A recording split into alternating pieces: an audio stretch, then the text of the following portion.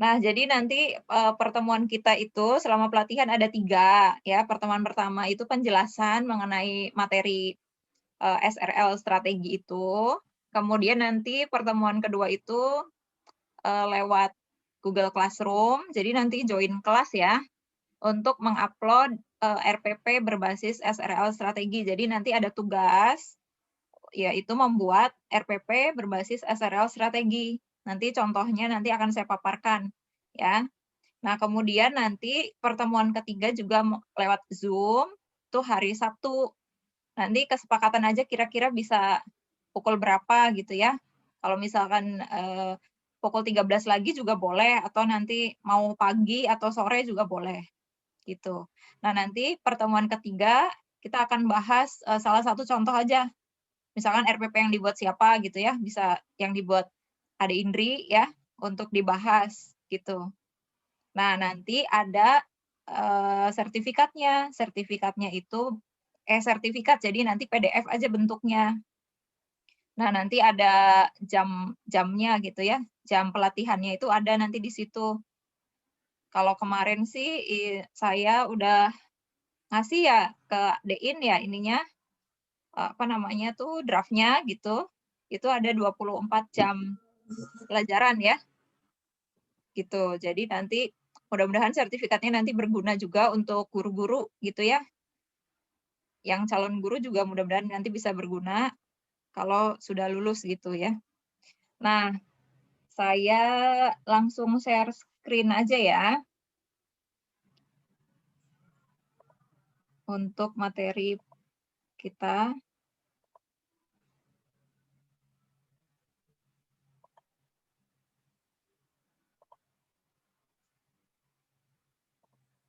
Nah, ini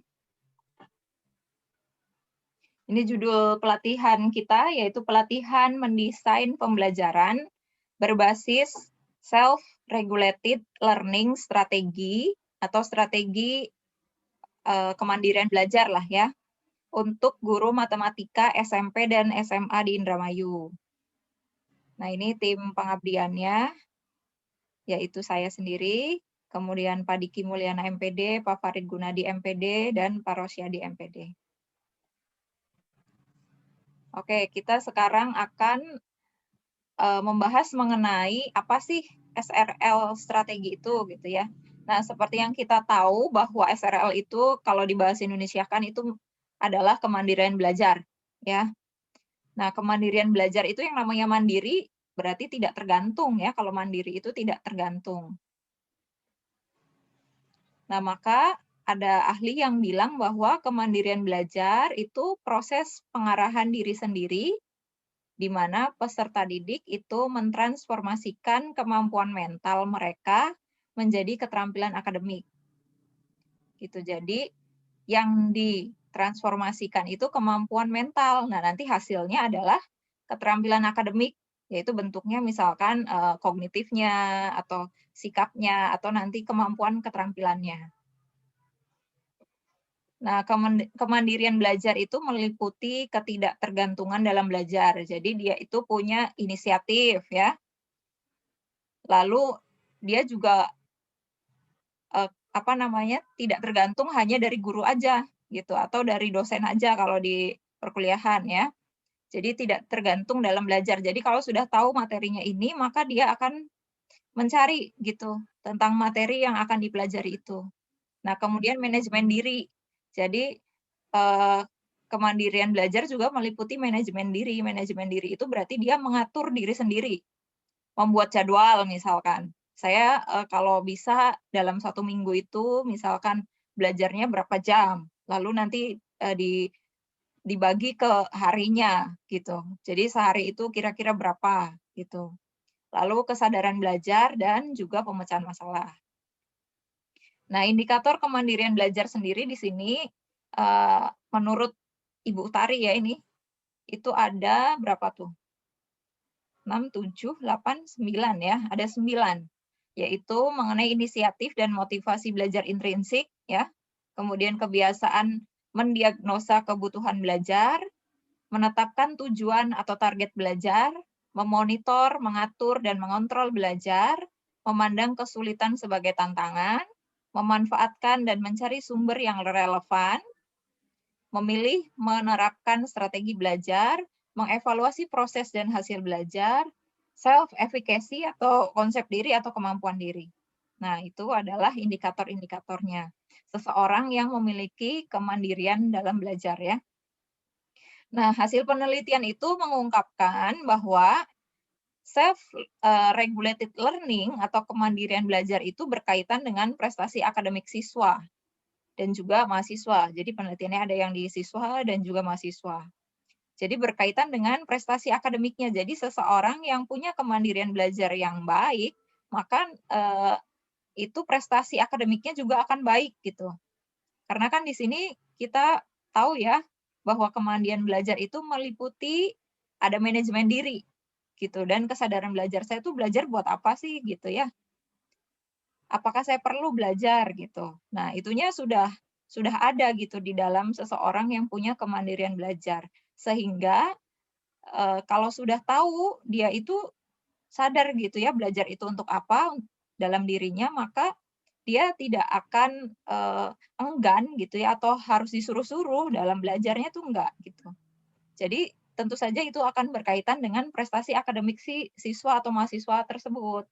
Nah, sejalan dengan hal tersebut, hasil penelitian yang lain itu mengungkapkan bahwa terdapat hubungan langsung antara kemampuan pemahaman matematis dengan kemandirian belajar. Jadi kalau ada seseorang yang kemampuan pemahaman matematisnya itu baik gitu ya, maka dia itu juga kemandirian belajarnya baik gitu. Punya inisiatif ya, lalu dia juga misalkan pantang menyerah gitu ya, memanfaatkan atau mencari sumber yang relevan. Jadi dia juga inisiatif untuk bertanya ke kakak tingkat kalau misalkan dia belum mengerti atau mencari di sumber-sumber lain di internet gitu. Seperti itu ya. Kemudian siswa dengan kemandirian belajar yang baik lebih berhasil biasanya dalam belajarnya. Jadi berdasarkan penjelasan ini ternyata seseorang itu akan berhasil gitu ya dalam akademisnya itu ya salah satunya ditunjang dengan kemandirian belajar dalam dirinya gitu ya.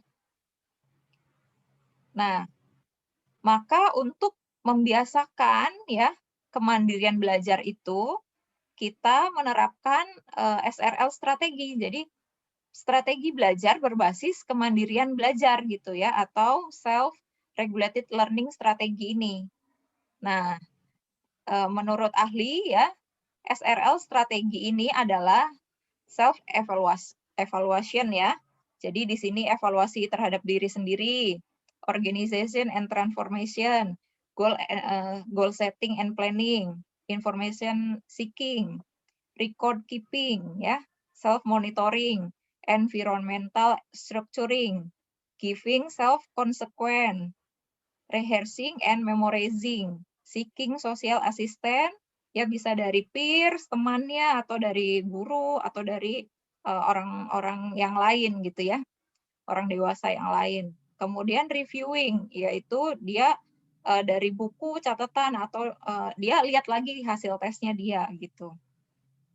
Nah, lalu gimana sih pembelajaran berbasis SRL strategi itu? Nah, di sini ada 4 tahap ya. Nah, kalau di RPP kan ada dalam rencana pembelajaran itu ada 3 tahap ya, yaitu tahap pendahuluan gitu ya, kegiatan inti gitu, atau kegiatan pendahuluan, kegiatan inti, dan kegiatan penutup. Nah, kalau di SRL strategi ini namanya lain gitu ya. Jadi kalau misalkan kita kombinasikan dengan pembagian tahapan seperti RPP yang biasa, maka tahap perencanaan itu adalah tahap pendahuluan gitu ya. Kemudian tahap pelaksanaan dan pengontrolan ini adalah kegiatan inti gitu ya. Kemudian tahap evaluasi ya berarti nanti yang terakhir itu ya,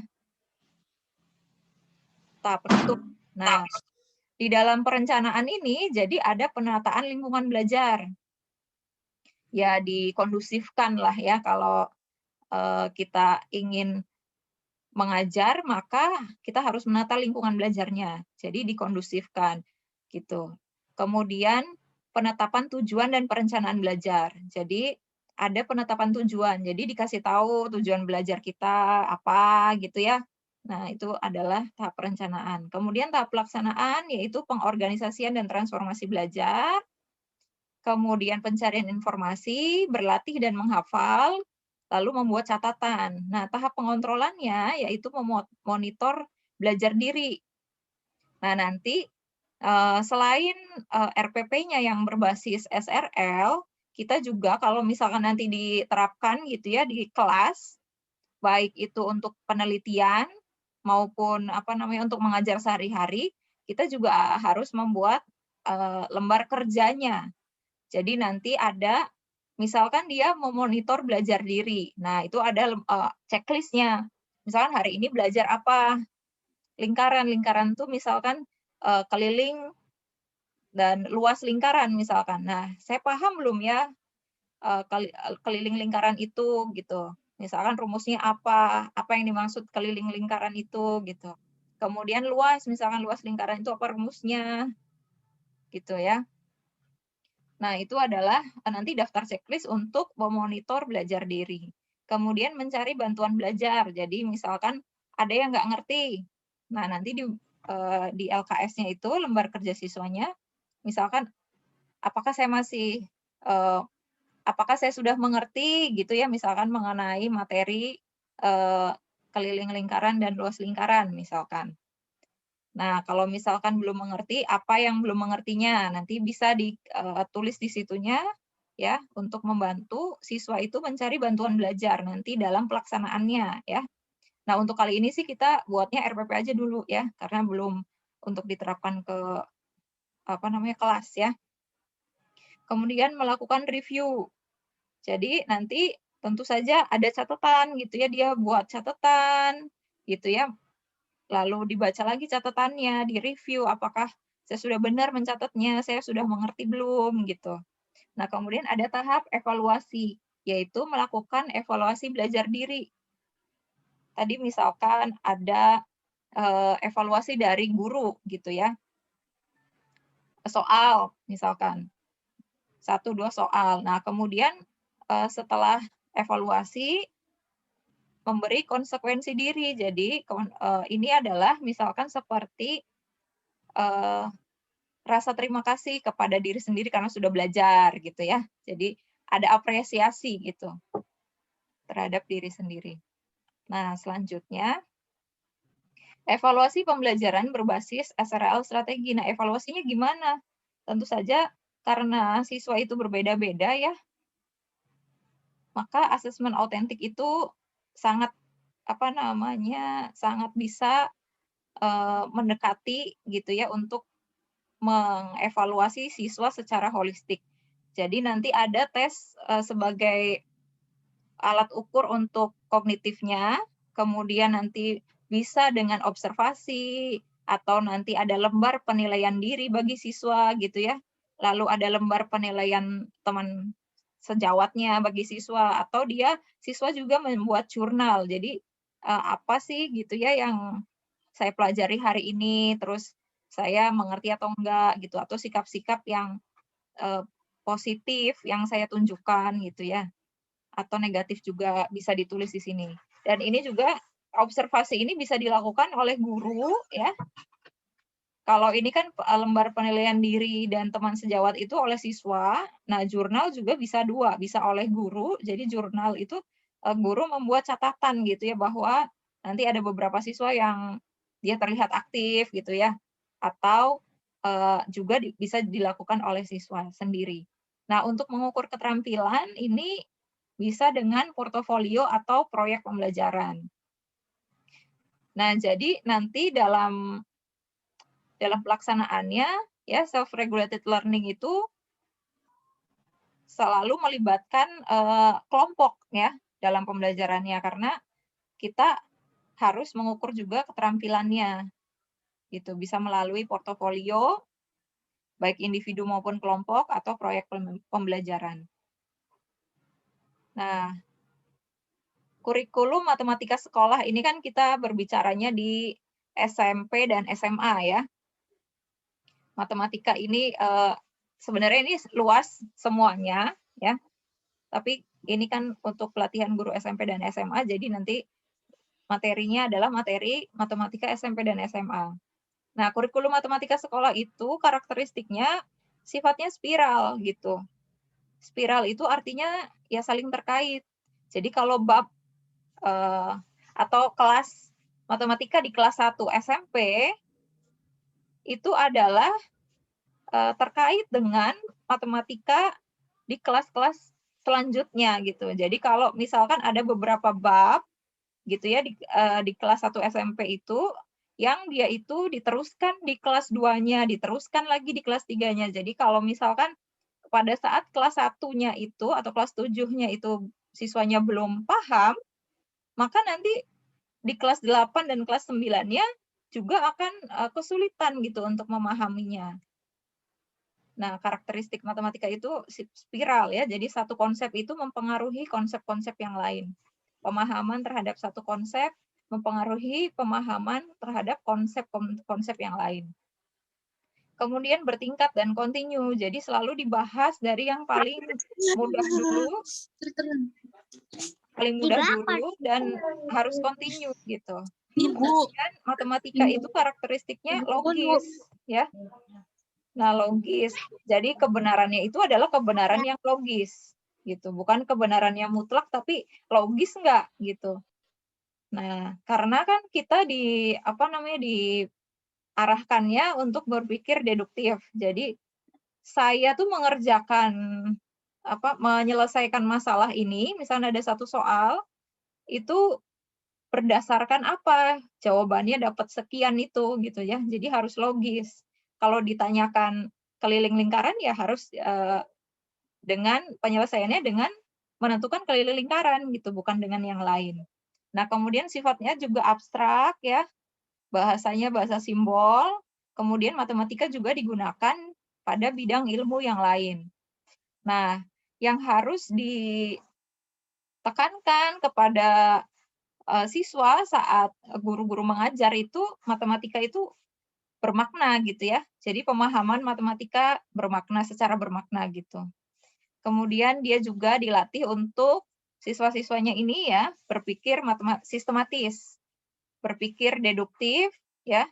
Dilatih juga dalam mengerjakan soal-soal matematika itu siswa menjadi lebih tangguh, sabar dan teliti gitu.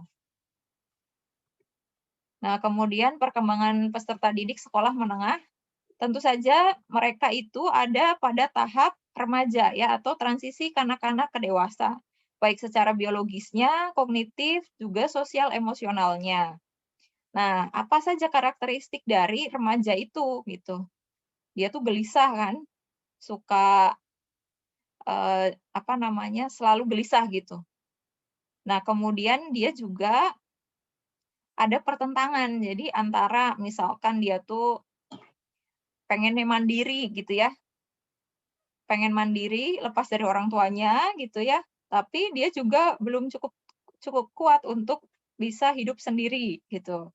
Nah, kemudian suka menghayal, mungkin ya daya imajinasinya sedang sangat berkembang. Maka guru-guru di sekolah menengah harus memanfaatkan ini gitu. Jadi kalau bisa ya buat pembelajaran yang interaktif, menyenangkan gitu ya dengan visual-visual yang menarik. Kemudian suka aktivitas berkelompok gitu. Jadi pada saat remaja tuh suka dia berkelompok, ngegeng lah ya bahasa kitanya nih. Jadi maka pembelajaran matematika juga kalau bisa mengakomodir itu gitu. Sehingga nanti pembelajarannya bisa lebih masuk ke siswanya. Jadi bisa dibagi ke dalam kelompok-kelompok. Kemudian dia mempunyai keinginan yang besar untuk mencoba segala sesuatu gitu. Jadi suka tantangan. Kalau ditantangin ya dia akan lebih senang gitu. Jadi ya komunikasi antara guru dan siswanya juga harus mengakomodir itu ya. Nah, kemudian media pembelajaran matematika berbasis ICT yang cocok untuk siswa sekolah menengah apa? Nah, siswa sekolah menengah itu yang sekarang itu kan berarti ada di Gen Z ya, yaitu kelahiran tahun 1995 sampai 2010, dan Gen Alpha gitu ya, kelahiran tahun 2011 sampai 2025. Nah, mungkin gurunya juga ada yang di Gen Z ya. Dein kelahiran tahun berapa, Dein? Itu Bu, Gen apa ya Bu ya?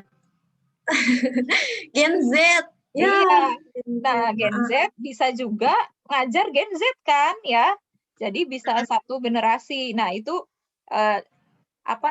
rentang umur antara siswa dan guru yang sedikit itu lebih enak. Tapi kalau misalkan rentangnya lebih jauh, nah itu berarti harus belajar lagi lah ya. Karena kita harus memahami juga dunianya siswa gitu. Jadi kalau misalkan Dein punya siswa itu kelahiran Gen Alpha, maka gimana sih, apa sih trennya Gen Alpha itu gitu, harus juga kita pelajari gitu ya. Nah, biasanya mereka ini Gen Z dan Gen Alpha ini ya, kalau Gen milenial kan saya nih ya, sebelum tahun 95 lah lahirnya nih. Nah, itu sudah melek teknologi lah bahasanya gitu ya. Jadi pembelajaran matematika yang berbasis ICT, yang interaktif gitu, itu sangat mereka tuh senang gitu. Jadi ada yang berbasis game, misalkan game-nya itu kan banyak ya, berbasis game ada misalkan Quizzes gitu ya, atau buat sendiri aplikasi game, atau Kahoot juga ya. Nah, kemudian ada yang juga berbasis sosial media juga banyak kan, apalagi sekarang pembelajarannya daring. Jadi via WA, via IG juga bisa difoto gitu ya, atau yang lain-lainnya. Atau via LMS ya, Learning Management System, seperti Google Classroom ya, atau misalkan sekolah buat sendiri juga itu bisa. Jadi memang harus melibatkan ICT itu, karena mereka sudah generasinya gitu. Tidak lagi generasi yang hanya lihat di buku aja gitu ya. Jadi kita juga harus menyesuaikan dengan kita tuh lagi ngajar generasi apa sih gitu ya. Kalau misalkan generasi yang terdahulu ya mungkin belum banyak nih yang melek teknologi, tapi kalau kita ngajar generasi yang sekarang itu kan HP anak SD juga udah ada yang punya gitu ya. Atau sebelum SD juga udah dipegangin HP gitu. Nah, maka pembelajarannya juga harus bisa memahami ya perkembangan dari media pembelajaran sesuai dengan generasinya. Nah, oke, sekarang kita praktek ya. Jadi nanti ini ada contoh RPP, tapi LKS-nya sih nanti sajalah ya. Kalau LKS-nya kita karena belum untuk mempraktekkan, jadi kita RPP-nya aja. Ya, sebentar. Jadi harus diingat bahwa tadi pembagiannya adalah 4 tahapan ini ya. Jadi perencanaan, pelaksanaan, kemudian pengontrolan, dan tahap evaluasi. Nah, sekarang saya akan membuka ya contoh RPP yang dari punya Dein ya. Nah, sekarang itu RPP itu RPP 1 lembar. Kelihatan nggak? Mana Bu? Nggak ada. Nggak ada. Oh, nggak ada. Adanya. Nah, saya stop dulu berarti ya. Stop dulu.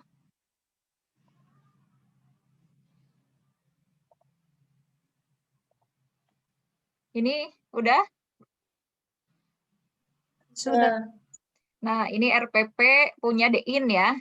RPP 1 lembar ya. Ya, Dein.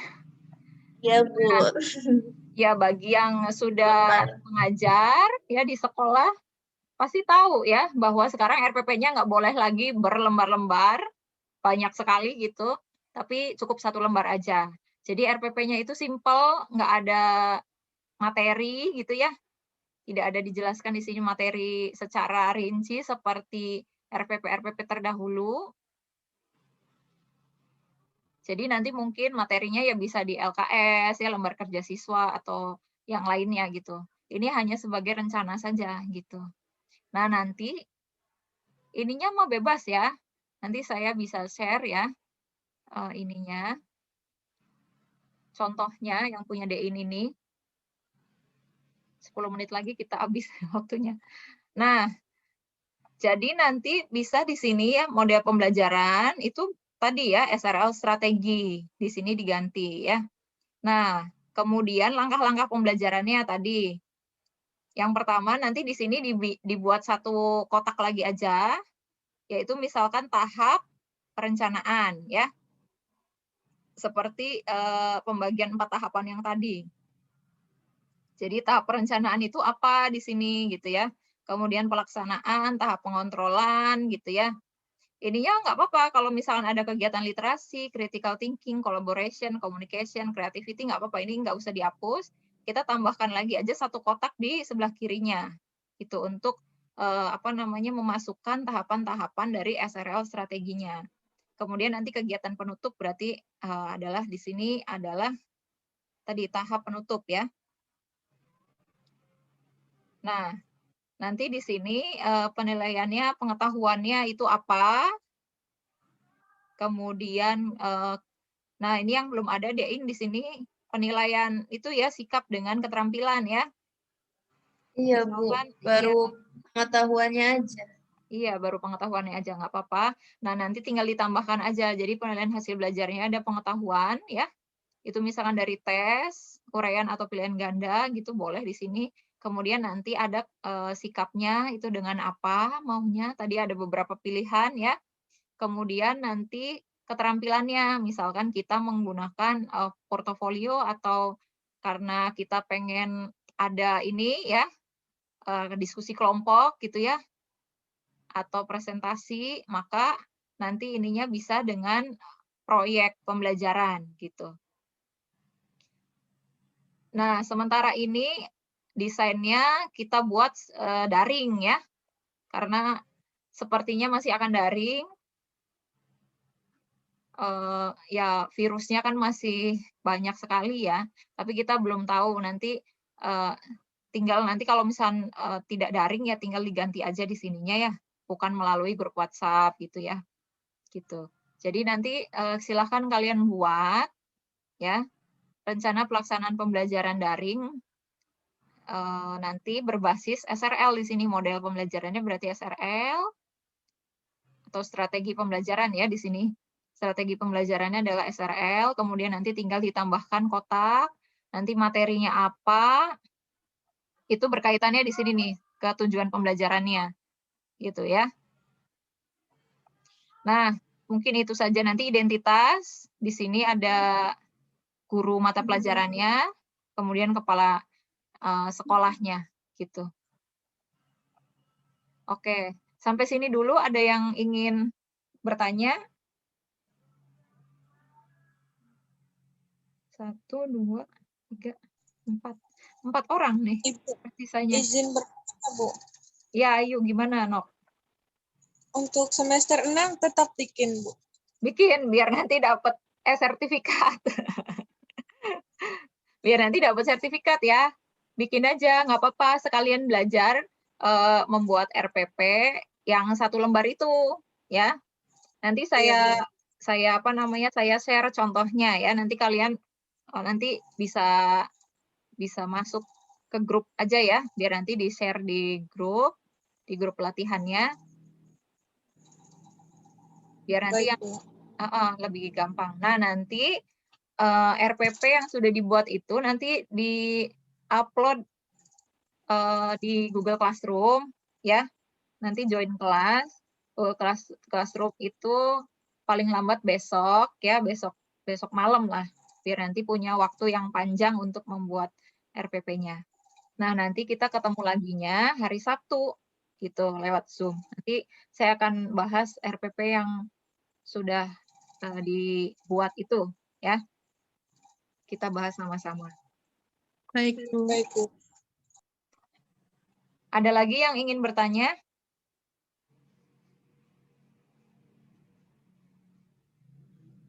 Rika, Dein.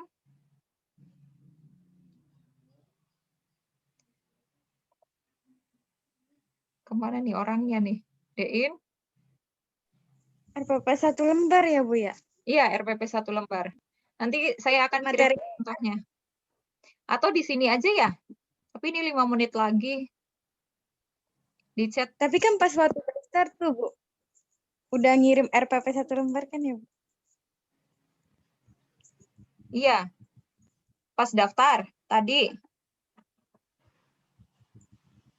Gimana, Rika? Materinya apa aja kan ya, Bu? Iya, materinya boleh apa aja. Mau disesuaikan dengan rencana RPP nanti deskripsi juga boleh. Jadi biar sekalian ya, sekalian mengerjakan ini juga sekalian mengerjakan buatnya nanti deskripsi gitu.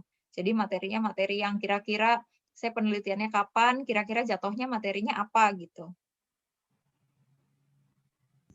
Baik, Ibu. Terima kasih. Ya, sama-sama. Ada lagi? Cindy, Dein?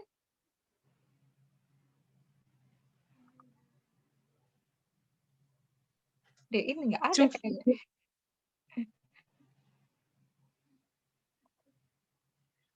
Kalau tidak ada yang ingin ditanyakan lagi, kita cukupkan aja ya pertemuan pertama ini. Nanti kita ketemu lagi insya Allah hari Sabtu ya untuk pertemuan ketiganya. Nanti pertemuan kedua adalah upload RPP yang sudah dibuat.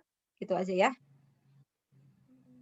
Nanti Ayu ya, terus Rika, Cindy, itu saya juga akan join-kan di grup pelatihannya ya. Baik, Bu. Baik, Bu. Terima kasih Iya, atas oke, Bu. partisipasinya teman-teman. Sama-sama, Bu. Ya, selamat mengerjakan ya. Sama-sama ini belajar biar kita punya peningkatan kompetensi ya.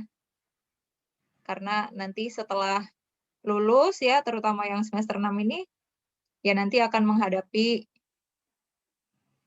mengajar di kelas itu seperti apa gitu ya, membuat RPP yang terbaru seperti apa gitu. Oke, gitu aja ya. Terima kasih atas partisipasinya. Saya akhiri pertemuan pertama kita hari ini.